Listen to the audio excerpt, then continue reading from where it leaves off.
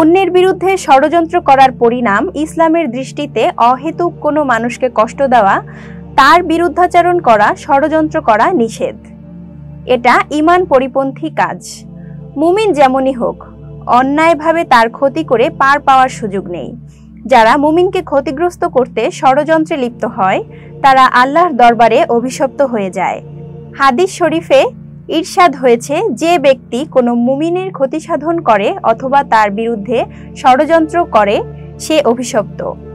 অন্য হাদিসে ইরশাদ হয়েছে, আবু শিরমা রাসূলুল্লাহু আলাইহিসসালাম থেকে বর্ণিত, রাসূলুল্লাহ সাল্লাল্লাহু আলাইহিসসালাম বলেছেন, যে ব্যক্তি অন্য কারো ক্ষতি সাধন করে আল্লাহ তাআলা তা দিয়েই তার ক্ষতি সাধন করেন। যে ব্যক্তি অন্যকে কষ্ট দেয় আল্লাহ তাআলা তাকে কষ্টের মধ্যে ফেলেন। শুধু মুমিনই নয়, শরীয়ত সমর্থিত যৌক্তিক কারণ ছাড়া অন্যায়ভাবে কোনো অমুসলিমকে কষ্ট দিলেও কিয়ামতের দিন কঠিন পরিস্থিতির শিকার হতে হবে।